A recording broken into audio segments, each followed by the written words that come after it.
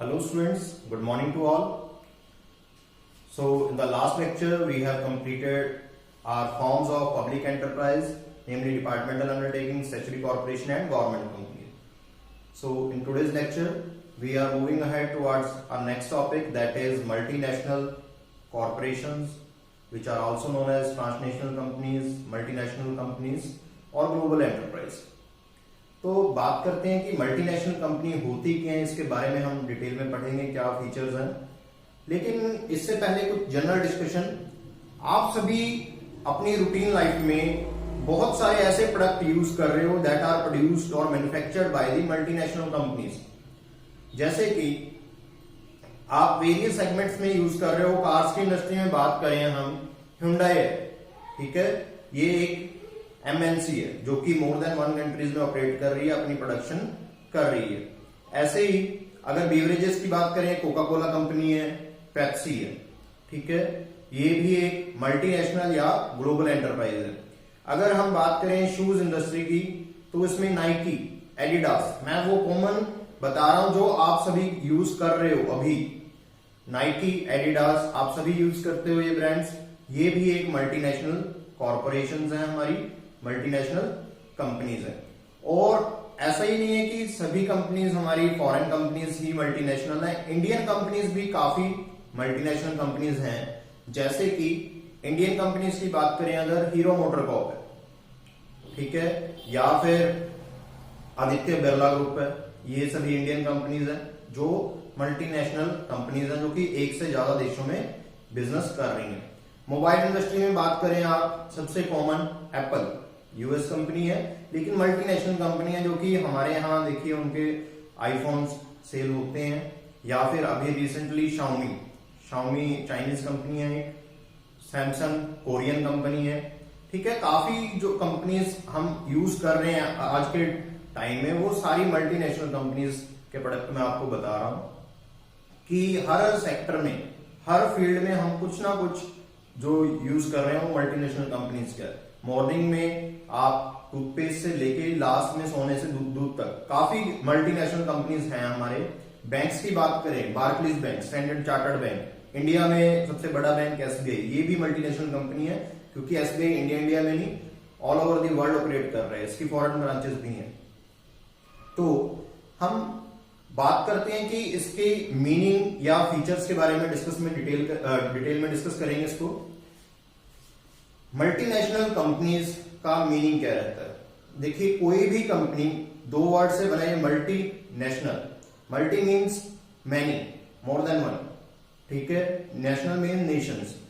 जब कोई भी कंपनी एक से ज्यादा कंट्रीज में अपना बिजनेस एस्टेब्लिश कर रही है, बिजनेस ऑपरेट कर रही है, that company will be known as multinational company और मल्टीनेशनल कॉर्पोरेशन। एक देश में इनका हेडक्वार्टर रहेगा, वहां से सभी जो अपनी ब्रांचेस के द्वारा ऑल ओवर द वर्ल्ड इनकी ब्रांचेस होती हैं, जिनके द्वारा ये अपने इंडस्ट्रियलाइजेशन है जो भी, या फिर मार्केटिंग है, उसको कंट्रोल करते हैं, ठीक है।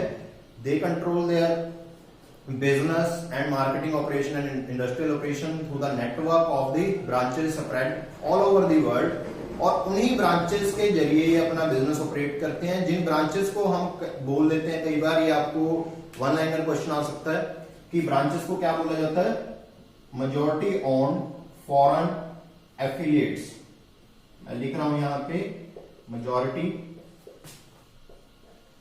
Owned foreign affiliates. इन ब्रांचेस को बोला जाता है एमओएफए। देखिए, मल्टीनेशनल कॉर्पोरेशन या कंपनीज की इंपॉर्टेंस क्या है? आज के टाइम में इनकी बहुत ज्यादा इंपॉर्टेंस है, क्योंकि किसी भी कंट्री में सारे प्रोडक्ट खुद नहीं बना पाते, इसलिए उन्होंने एफडीआई अलाउ की है। 1991 के बाद ग्लोबलाइजेशन इंडिया में भी आई और इंडिया में बहुत सारी फॉरेन कंपनीज ने एंटर किया और बिजनेस रन किया। तो ये सारी कंपनी जो मैंने बताई है, ये 1991 से पहले इंडिया में नहीं थी, उसके बाद ही आई है। इनकी इंपॉर्टेंस इतनी ज्यादा है कि आज के टाइम में अगर देखें, पूरी वर्ल्ड की इकोनॉमी का अगर अप्रॉक्स 28% टॉप की जो 200 हमारी एमएनसीज हैं ऑल ओवर द वर्ल्ड, पूरे वर्ल्ड की जीडीपी में 28.3% ये कंट्रीब्यूट कर रही है in overall GDP of world. ध्यान दीजिए, सिर्फ 200 कंपनीज, टॉप 200 एमएनसी, 200 कंपनी है। देखिए पूरे वर्ल्ड में बहुत सारी कंपनीज हैं, लेकिन उनमें से जो टॉप 200 है वो पूरे वर्ल्ड की इकोनॉमी का 28.3%। इट मींस कि मोर देन 1/4 से ज्यादा पार्ट जीडीपी में सिर्फ ये 200 कंपनीज ही कंट्रीब्यूट कर रही हैं पूरे वर्ल्ड में। तो देखिए आप इनकी इंपॉर्टेंस क्या है। एमएनसीज हैं जो बहुत ज्यादा इंपॉर्टेंट है पूरे वर्ल्ड के लिए, किसी भी देश की इकोनॉमिक डेवलपमेंट के लिए, क्योंकि ये बिजनेस करती हैं अपना लार्ज स्केल पे। अलग अलग देशों में इनका ऑपरेशन रहेंगे और ये अपने अकाउंट्स प्रिपेयर करती हैं उस कंट्री के अकॉर्डिंग। बाद में इनको कोलैबोरेट, कंसोलिडेट किया जाता है अकाउंट्स को और इनके प्रॉफिट एंड लॉस निकाले जाते हैं। जो कंपनी मेन होम कंट्री में काम कर रही है उन्हें बोला जाता है पेरेंट कंपनी, कि एक पेरेंट कंपनी है, और जो उसकी ब्रांचेस होती हैं उन्हें सब्सिडरी, जो उसके अंडर काम कर रहे हैं सब्सिडरी बोल देते हैं, सब्सिडरी कंपनीज। तो आज हम इसके बारे में, इसके फीचर्स के बारे में रीड करेंगे। मीनिंग मैं आपको बता चुका हूं कि the company which is operating in more than one country, it is known as multinational company या मल्टीनेशनल कॉरपोरेशन। अब हम बात करते हैं इसके फीचर्स के बारे में। फीचर्स की बात करते हैं। सबसे पहली फीचर अगर देखें, मैंने आपको बताया कि मल्टीनेशनल कॉरपोरेशन है वो, इनका मीनिंग क्या है, मल्टीनेशनल, जो एक से ज्यादा देशों में अपना बिजनेस रन कर रही हैं। तो इसमें सबसे पहली फीचर लिख सकते हैं world wide operations.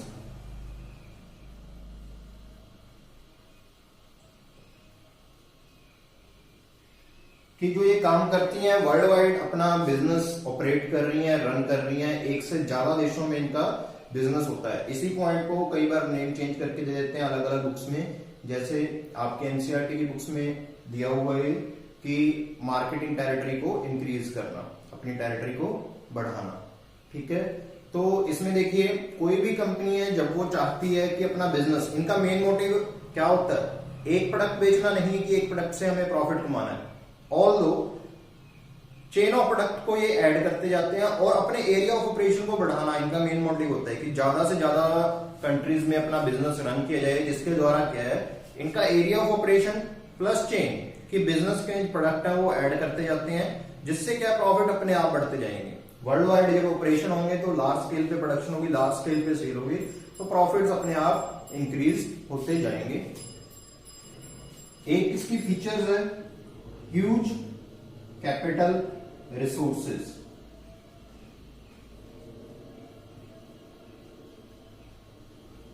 Huge capital resources देखिए, क्योंकि एमएनसी है, मल्टीनेशनल कंपनी है, बहुत से देशों में इनको बिजनेस करना पड़ेगा। ज्यादातर एमएनसी जो होती हैं पब्लिक लिमिटेड कंपनी, मैंने आपको बताया था टाइप्स ऑफ कंपनीज में, उसी के अंडर रजिस्टर्ड होती हैं, वो पब्लिक लिमिटेड कंपनीज होती हैं।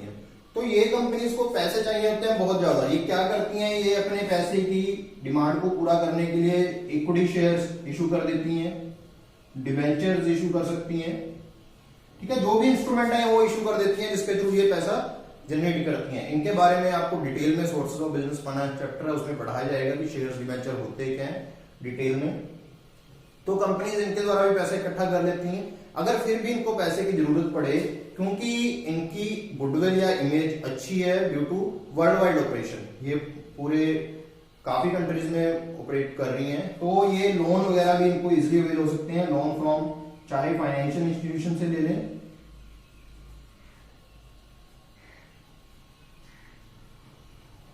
या फिर लोन फ्रॉम बैंक्स, बैंक से भी लोन ले सकते हैं ये। ठीक है, या किसी और थर्ड पार्टी से लोन ले लेते हैं इजिली। तो इनके पास कैपिटल के जो रिसोर्सेज होते हैं, पैसा होता है, वो एक अच्छी अमाउंट में रखते हैं अपने पास। नेक्स्ट अगर इसकी फीचर की बात करें हम, तो थर्ड फीचर है जो इसकी, मैं यहां पे लिख रहा हूं, third feature will be advance technology.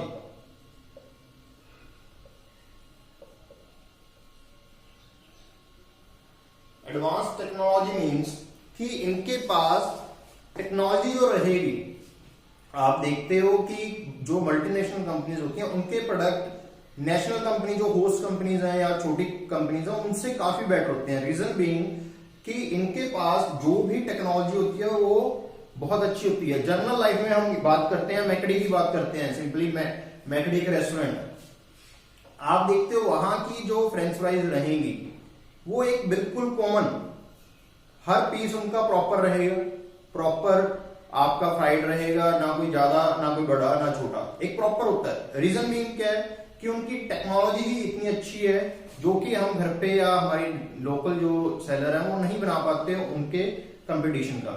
उनके पास टेक्नोलॉजी जो होती है, या कार्स की बात करें, हम बात करते हैं कि जर्मन कार्स जो होती हैं, फॉक्सवैगन होगी या फिर जापानीज जो टेक्नोलॉजी है वो बेटर मानी जाती है। रीजन क्या है, देखो इनको मल्टीनेशनल बहुत से देशों में व्यापार करना पड़ता है और आज की कंपटीशन के जमाने में अगर किसी के पास कोई कंपेटिटिव एज है, मतलब कोई कंपनी दूसरी कंपनी से कुछ बेटर करेगी तभी वह कंपनी सर्वाइव कर पाएगी। तो इनके पास टेक्नोलॉजी होती है जो हमेशा ही लेटेस्ट और एडवांस, जो कि बाकी देशों से या कंपनी से बेटर रखने की कोशिश करते हैं। और जो भी नई आती है, जैसे अभी Xiaomi की बात करें, Xiaomi ने धीरे धीरे इंडिया में अपने मोबाइल्स को, जो मोबाइल सेक्टर में अपनी पोजीशन है, सबसे ऊपर ले गए। रीजन क्या था कि उन्होंने टेक्नोलॉजी इतनी एडवांस की कि कैमराज में वो दिन ब दिन अपना चेंजेस लेके आ रहे हैं, या फिर अपनी जो प्राइस रेंज है उन्होंने वो सेट की है। वो हुआ क्यों है, क्योंकि उनके पास टेक्नोलॉजी थी। उससे पहले सिर्फ सैमसंग हमारे यहाँ डोमिनेट कर रहा था, टेक्नोलॉजी दूसरे जो कंपेटिटर थे उनके पास नहीं थी। तो ये था पॉइंट एमएनसी के बारे में कि उनके पास एडवांस टेक्नोलॉजी रहती है हमेशा ही। इसके बाद हम नेक्स्ट पॉइंट रीड करते हैं।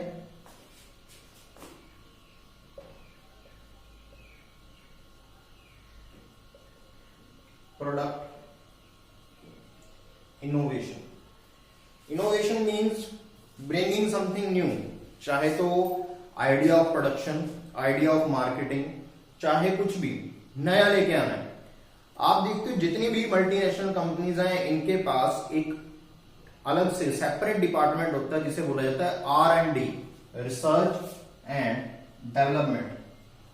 ये डिपार्टमेंट का मेन काम क्या रहता है, जस्ट नए नए तरीके खोजने, नए मेथड्स, नए वेज, नई चीजें लेके आनी।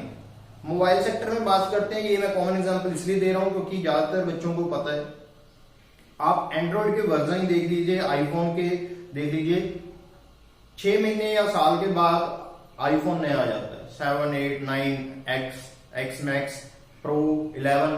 देखिए ऐसे ही Xiaomi अभी रिसेंटली सर्च करती जा रही है MI 6, 7, 8, 9, 10। अभी एक मोबाइल अभी पुराना होता ही है कि तुरंत वो नया वर्जन लॉन्च कर देते हैं, जिसमें क्या है, जस्ट कैमरा इंक्रीज कर दिया या फिर उन्होंने स्क्रीन की क्वालिटी, डिस्प्ले क्वालिटी वो इंक्रीज करते जाते हैं। रीजन क्या है उनका कि मार्केट में कंपटीशन अगर क्रिएट करना है या ग्राहकों में जो भी कस्टमर्स हैं क्यूरियोसिटी होती है उनको कि नई नई चीजें लेने की, तो इसके लिए वो हर वक्त रिसर्च करते रहते हैं कि कैसे इस प्रोडक्ट को और इफेक्टिव बनाया जाए। एक सेपरेट डिपार्टमेंट होता है हर एमएनसीज में जो R&D डिपार्टमेंट बोलते हैं। आप टूथपेस्ट में देख लो, एक छोटी सी चीज है टूथपेस्ट, उसी में देख लो कि आप जब से बचपन से यूज करते आ रहे हो उसमें कितनी चेंज आ गई। अगर एक सेम ब्रांड भी ले रहे हो, कोलगेट की बात कर रहे हो, कोलगेट ने कभी पहले हर्ब्स वाला बना लिया, अभी दंत का जैसे इन्होंने दंत कांति की कॉपी में वेद शक्ति बना दिया, या फिर और उनके कलर में चेंज करते रहते हैं, कुछ ना कुछ इंप्रूवमेंट चलती रहती है। कार्स में देख लो, कार्स में पहले ऑटोमेटिक कार्स नहीं थी लेकिन अब ऑटोमेटिक आने लगी। ये होता क्यों है, नई नई चीजें इनोवेट करने के लिए, ताकि प्रोडक्ट को इंप्रूव किया जा सके। इंप्रूवमेंट तब होगी जब उसमें कुछ नया एडिशन किया जाएगा। ठीक है, तो ये था प्रोडक्ट इनोवेशन। जो एमएनसीज होती हैं ये हमेशा ध्यान रखती हैं इन चीजों का कि हमें अपना कंपेटिटिव एज, क्योंकि कंपटीटर बहुत है मार्केट में, उनसे आगे कैसे जाना है, कुछ नया करके, कुछ नया चीज, नई चीज इनोवेट करके, चाहे वो प्रोडक्शन के मेथड है या फिर प्रोडक्ट में ही कोई चेंजेस है। नेक्स्ट पॉइंट की हम बात करते हैं मार्केटिंग स्ट्रेटजीज।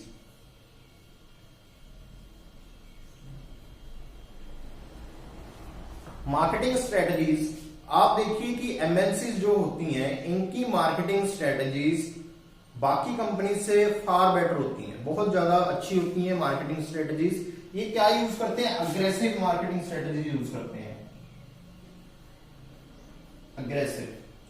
अग्रेसिव मींस कि छोटे टाइम में अगर इनको सेल इंक्रीज करनी है, ये कुछ ना कुछ ऐसा करेंगे। आप देखते हो नॉर्मल रूटीन में किसी कंपनी ने ऑफर दे दिया कि एक के साथ एक फ्री, या एडवर्टीजमेंट कर रहे हैं वो टीवी पे, या होर्डिंग्स लगी हुई हैं बड़ी बड़ी, ठीक है। वो काम क्या होता है, एमएनसीज क्या करते हैं, क्योंकि इनका पहले से प्रोडक्ट वेल नोन है, ब्रांड इनका बना हुआ है पूरे all over the world, image अच्छी बनी हुई है, तो जब भी एक नया प्रोडक्ट लॉन्च करते हैं तो तुरंत क्या करेंगे, ये उसकी एडवर्टीजमेंट करेंगे। इनकी जो स्ट्रेटजीज होती हैं वो उनके कंपेटिटर से या छोटे जो बिजनेस होते हैं उनसे काफी अच्छी होती हैं। छोटे बिजनेस वाले इतना पैसा नहीं खर्च कर पाते एडवर्टीजमेंट पे, या मार्केटिंग इतनी अच्छी नहीं कर पाते जितनी एमएनसीज वाले करते हैं, क्योंकि एमएनसीज के पास एक तो रिसोर्सेज अच्छे हैं, पैसा बहुत ज्यादा होता है इनके पास, एडवर्टीजमेंट वगैरह के लिए ऑलरेडी ये कर रहे होते हैं, जस्ट उसमें ऐड करना होता है कुछ ना कुछ। तो ये थी नेक्स्ट पॉइंट कि मार्केटिंग जो इनकी स्ट्रेटजीज होती हैं वो क्या है, अग्रेसिव है। नेक्स्ट पॉइंट देखते हैं हम,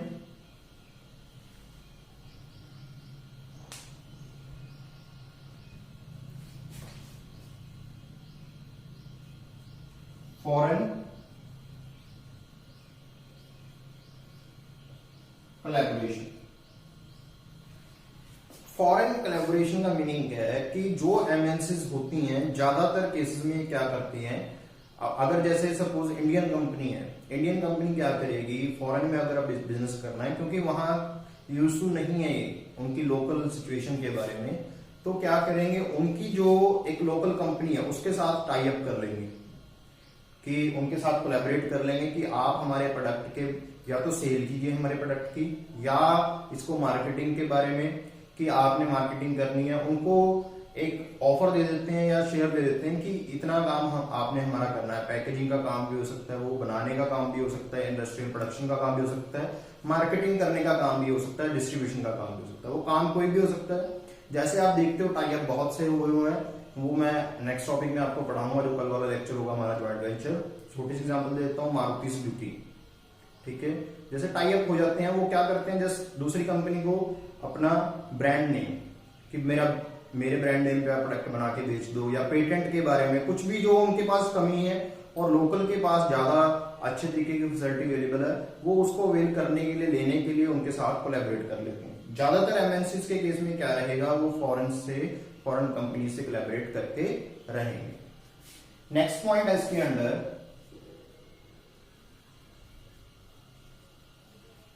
सेंट्रलाइज्ड कंट्रोल।